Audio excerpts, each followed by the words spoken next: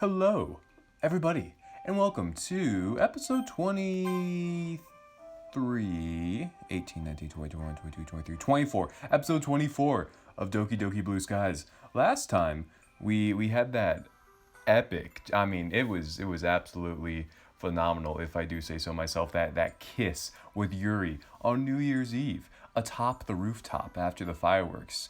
And it was just a magical moment. I would equate it to being at Disney World as a kid, and it's the nighttime and the fireworks go off and you're holding hands with Goofy and he just starts like making out with you, but just through the Goofy costume, so it's not like actual making out. I'm getting off track here. Anyway, it's also Act 3 now, so I believe it's the final act in the structure. I've done enough rambling. Let's go ahead, get right into the episode. I got an email alert. I'm going to cut that out probably as my eyes slowly flutter open and the last vestiges, I don't know what that is, of sleep leave my body. Get this the fuck out of here. Leave my body. I run my hands through my hair, thinking about how my life is in its current state. Compared to how last January started, it's definitely a lot different. For one, I actually have a girlfriend now. We kissed, and it's a given that we like each other, so why do I still feel a little uneasy? Is it because I still find it hard to believe Yuri likes a guy like me? A clever, gorgeous, sophisticated girl like that? Arg. Who says arg? Self-doubt really has a way of eating you up from the inside. There's no point dwelling on it, Markapi. She chose you for a reason, okay? Yeah, this year has got off to a good start. So let's keep it that way. A slow smile creeps onto my face as I get out of bed and start my morning routine. It's going to be an interesting year. Well, one thing I could do without is the bitter cold. It's always freezing around this time of year. At least I'll have Yuri to warm me up. Her love for snuggling up with indoors... Her love for snuggling up with indoors with a book. That's too many withs. Her love for snuggling up, indoors, with a book, in hand, might just come in very handy. And she's also so warm whenever we hug. Okay, there's a question mark speaking here. Let's assume they're a guy. Really interesting patch of wall, huh? In an attempt to hastily break out of my trance, I make a mental effort to bring myself to focus on the girl in front of me. Okay. Oh, it's, that one girl. Is it Emily, maybe? What? Emmy, I just added an L and a Y. Emmy giggles. What was her voice? We're on episode 24. She's been in like half an episode, if that. Alright, come on! This is the first time in a while that I've been early, so I want to see the look on Sakurai's face. I grin. Lead the way. How's your Christmas break, anyway? Pretty good, yeah. She must have picked up on the happiness in my voice as she bounces on the spot excitedly. I can tell what her next question is going to be. Oh? And why's that? Well, it's always nice spending Christmas with some friends, you know. There's a mischievous smile on her face that puts me slightly on edge. Especially when those friends are girls, huh? And of course, that mischievous smile on her face is followed by a knowing smirk. What are you trying to say, Emmy? Yuri, Markapi. Wait, that is her name, right? The girl with the purple hair? Yeah, why? Oh, nothing. I saw you guys together on New Year's Eve, that's all. Well, there goes my hopes of being subtle. So tell me everything. Thankfully, I'm spared from telling Emmy everything as the classroom doors swing open and Sakurai strolls in. After setting down his papers, he turns to address the class. I think he just had a deep voice. I really don't remember. For the sake of this, we'll go with that. Morning, everyone. Hope you all had a good break. I heard Markapi got lucky. Oh, that's inappropriate, teacher. Markapi certainly did. I nudge her in the ribs. Oh, and why's that? Come on, brain, think of something. If you can somehow convince a girl like Yuri to like me, you must be capable. I'm just, well, I did a lot of reading on 20th century history, so I'm, in a great position to hit the ground running this semester. Sakurai doesn't look entirely convinced, but he nods. Oh? Well, I'm sure you'll be able to answer a lot of the questions that are coming up then. He chortles and turns to face the blackboard. Man, they must have used a thesaurus when they were writing the dialogue. I glare at Emmy, only to be met by a childlike grin. The 1920s and 1930s, guys. Believe me, these are some interesting years. And just like that, the lesson's begun. Just like that, the lesson ended. Sometime later, I find myself wandering down to the club room. As I get closer to the door, I spot a familiar figure. A nervous smile works its way onto my face. Good morning, Markapi. Morning, Yuri. It's nice to see you again. She smiles shyly. There's no hiding the red blush that's crept up onto her face. And you, Markapi? There's an awkward silence for a moment. Of course, it's a given Yuri doesn't really know how to take a compliment, although that's part of what makes her so endearing. Shall we go inside then? Don't know about you, but I'm kinda hungry. She looks relieved at the change of topic. Yes, I was just about to suggest that. It's rather convenient timing that we're both let out at the same time, don't you think? That, or both of our teachers happen to be hungry. You're the analytical one, so I'll leave that to you. With a small laugh, she opens the door and leads us through. You know, I think this is an excellent time for a water break. I advise you to do the same. It doesn't have to be water. It could be Tropicana fruit punch. I don't know what the kids drink nowadays. Fortnite juice is also a very good drink that I frequent. I believe the Slurp is what it's called. To my surprise, we're the last ones in.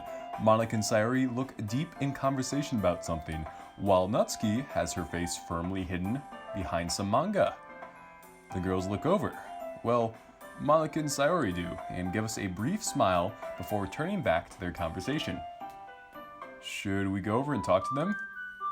Yuri pauses for a moment as her eyes briefly go over the other club members. She eventually shakes her head. Well, I wouldn't. It seems like they're all engrossed in their own thing. Fair enough. Works for me. We both take a seat and pull out our food. Unsurprisingly, Yuri's meal looks a lot fancier than mine. I motion towards it. Homemade, I'm guessing? Hoo-hoo. Yes. You can never go wrong with a vegetable stir-fry paired with rice. The combination of flavors is always satisfying to the taste buds. Yeah, I remember you saying. Oh, I don't sound like a broken record, do I? Huh? No, not at all. I just remember it because I thought it was really interesting how food meant so much to you. She doesn't look entirely convinced, but she starts eating nonetheless. A brief silence falls upon us. Even though she's looking at her food, I get a shrewd suspicion that her focus is elsewhere. Say, Markapi. Have you given much thought to what you want to do after school? Probably go home and watch anime. Why? We briefly make eye contact, seeing Yuri. I was combining Yuri with Nero. I was just gonna like combine the word together. Yarrow. Seeing Yuri narrow her eyes, trying to figure out if I was being sarcastic or serious, is strangely enjoyable in a silly sort of way. Eventually, she realizes I'm joking and smiles as she shakes her head softly. You know what I mean. Truthfully, I don't really know. It's not really something I've spent a lot of time thinking about, if I'm being honest. I probably should give it some thought, but I guess it just isn't on my... oh my goodness. I guess it just isn't high on my priority list. My eyes wander over to Sayori and Monica. Sayori looks like she's a little sad about something, while Monica is apparently trying to cheer her up. I'm guessing she learned about Yuri and I, and Monica's being like, don't worry, Sayori. You don't have to be sad. But Sayori's just gonna be sad anyway. That's what I'm guessing. The sight of them talking makes me feel grateful, but also a little guilty. As much as I've enjoyed spending time with Yuri, I haven't really seen much of Sayori over the past few months.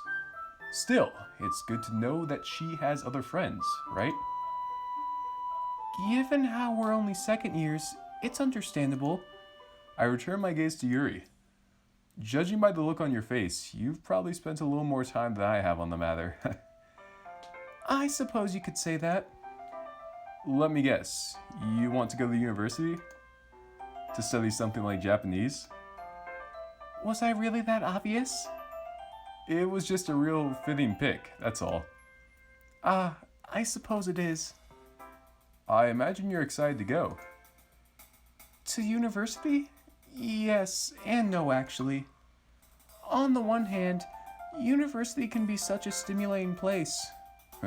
Oh, I like where this is going. The amount of things you can learn while you're there. At high school, you're naturally limited by what your teachers choose to teach. From what I've gathered, you're given much more independence at the undergraduate level. But on the other hand, I've been at school for almost all my life. To make that jump, especially if I were to go to a new part of the country, well, it definitely invokes a lot of anxiety. There's a comfort to be had in the routine. I know exactly what to expect. Well, for the most part, with school. Humans naturally dislike change, and as exciting as I think higher education will be, it comes at a cost. Well, when you put it like that, yeah, I can definitely see what you mean. But I think it's something we all have to go through at some point, right? Even if we just go straight into work after leaving school. My eyes wander over to Natsuki. Her position hasn't changed in the slightest. Man, that manga must be pretty damn good. Yuri follows my line of sight. Her eyes land on Natsuki as well. Given the already thoughtful look on her face, it's hard to tell if her thoughts have changed. Natsuki is only a first year, so I suppose there wouldn't be much sense in having this conversation with her. I don't think my post-school plans have ever crossed my mind back when I first got in high school. What about Sayori? Have you ever spoken about this with her? Not really. We only began talking to one another a couple of months ago, and I catch myself just in time. Mentioning that Sayori and I haven't had much time to ourselves because I've spent so much time with Yuri would just make Yuri feel bad. Well, I guess there just hasn't been a right time. Besides, she's never really struck me as someone who really gave much thought to her future. Kinda like me. Whereas someone like Monica, well, the impression I get from her is that she's probably got a plan. I chuckle to myself, remembering how my parents used to say that my school years would flash by in the blink of an eye. I've had this conversation with Mom and Dad before. It was a while ago, though. I think they wanted me to go to university, so I guess our plans aren't too far off. Guessing you had a similar conversation with your parents, right? Yuri?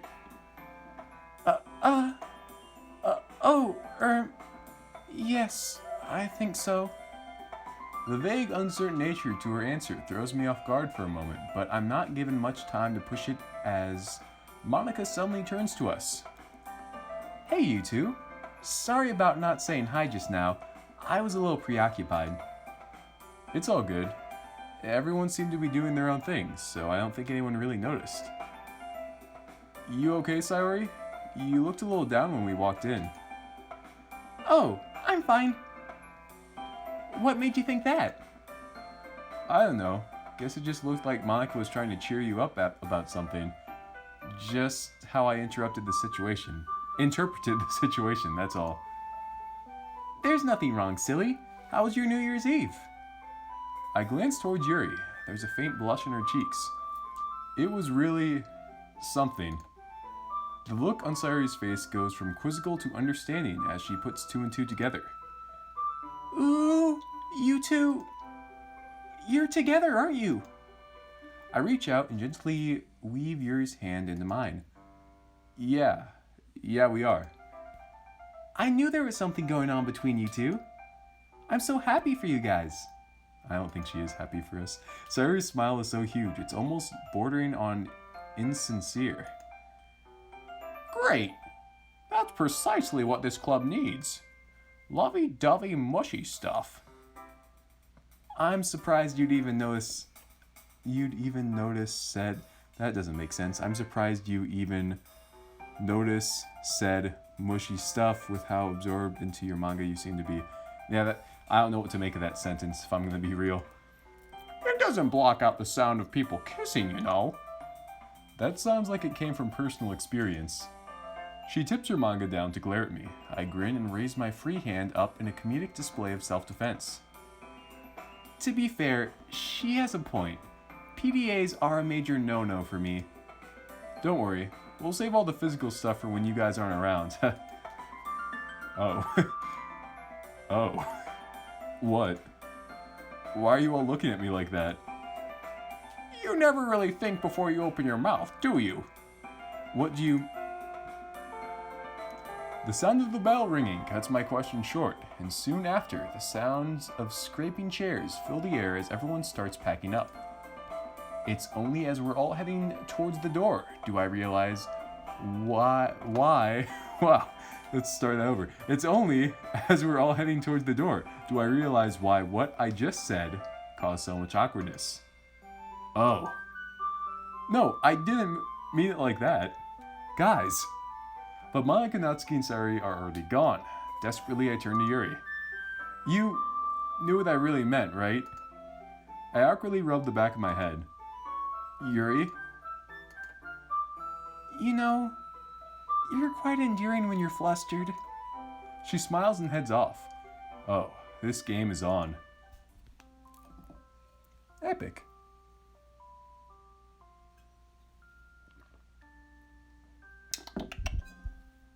Well, dare we keep going? Perhaps a little bit longer is what I'm gonna say. It's nice to have a day to myself for once. Seems like it's been a while since I haven't made plans for the weekend. Funny thing, what joining a single club can do to your social life. I wouldn't know. That's probably an exaggeration on my part though. I'm just so used to staying in on the weekends that whenever I do go out, it's a huge deal in my mind. Let's see, what should I do? I'm suddenly overwhelmed by the possibilities. Well, guess I should start by brushing my teeth and getting dressed. A fresh, minty taste permeates my mouth. Unfortunately, orange juice is out of the question for now. Might as well make another foray into the world of cooking. What was one of those recipes Yuri told me about? Egg rice? It sounded pretty simple back then. Let's see if it actually is. I half-heartedly swill some rice around in a bowl full of water. It's been a while since I cooked rice for myself. I'm just too impatient to wait for it to cook. Let's start. Egg rice is pretty good. The mouthfeel is kind of slimy, but the taste is there. Oh, okay, very descriptive. I don't know if I actually cooked it correctly, but how badly could I have messed up such a simple recipe? I might make it again the next time I'm too lazy to make something more complex. Which is to say, basically every meal. This has got to be more healthy than instant meals though, right? I wonder if Yuri's eating this right now too. She did say that she eats it for breakfast quite often. It's like that cheesy saying where people are connected by the same moon overhead. But instead of the moon, we're connected by eggy rice. Yuri does wake up way earlier than me though, so she's probably finished eating by now. Speaking of Yuri, I should probably make some headway on one of the countless books she's recommended to me if I want to be able to keep up with her. Let's see. I've only gotten through a few more chapters in the book, but I'm already feeling restless. The plot isn't bad, but the themes seem a bit elusive to me. It interestingly employs a stream of consciousness style of narration too that I'm not used to reading. I wonder if Yuri ever gets bored when reading. It's not like she's some inhuman reading machine, so there must be some writers who she dislikes. Knowing her, she'd be the type of person to soldier on and finish the book anyway, despite her feelings towards it.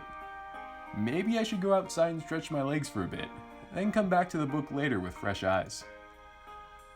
It's that type of winter day outside that's sunny, yet still chilly. The clear, cold sunshine lights up the uniformly gray sky. I was going to add an H in there, sky. This kind of sunlight has always reminded me a bit of the hue of fluorescent lights.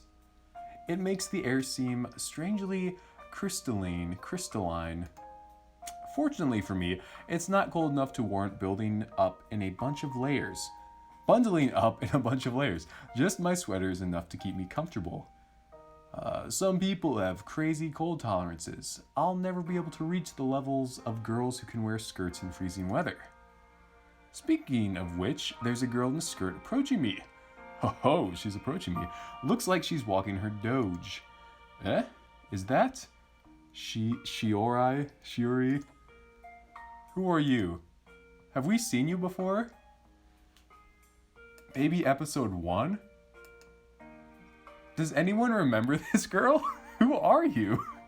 Who are you? Hey, Shiori. Okay, What's up, Markapi? I didn't know you lived this close to me. Oh, is that your house over there? I wouldn't say I live too close by. It's just that I take really long walks, haha. Maybe you should go on a run with Emmy sometime. You background characters would get along just nicely. Ha, as if I'd be able to keep up with her. Anyway, it's just that my dog really likes being outside, so I hit 2 birds with 1 stone by getting both me and my dog exercise this way. Exercise with a Z, huh? How British of you. Isn't that right, Mochi? Woof. Mochi barks cheerfully in response, wagging his tail furiously. Mochi, that's a cute name. It matches his look, too. He's really just a huge ball of white fur. Didn't need to bring his color into it. That was very insensitive, Markapi. Yep. Whoa, what is that word? Is that a breed of dog? Samoyeds.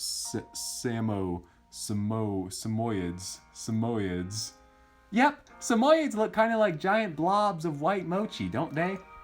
I mean, maybe if you squint really hard and have terrible vision. You just don't know how to appreciate dogs or mochi.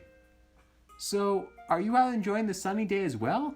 Or are you gonna pop back into your nasty otaku den after this? What the? Who is this girl? We don't even know you and you're insulting us.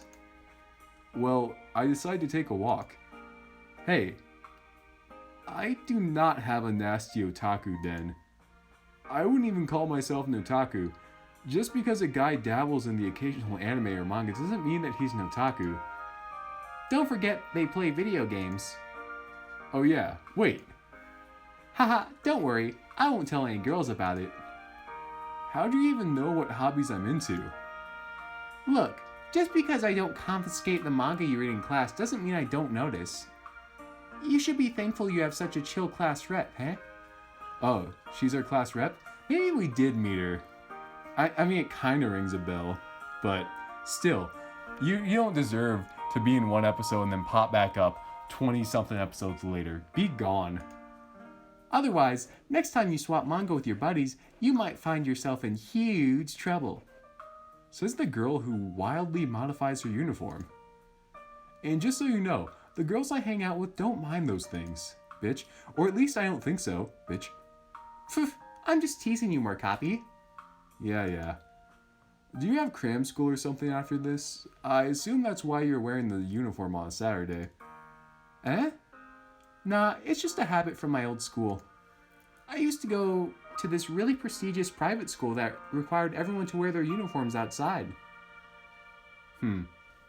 Maybe she's a character from another game, and it's a reference, and or they just couldn't afford another character model with a different outfit, is my guess.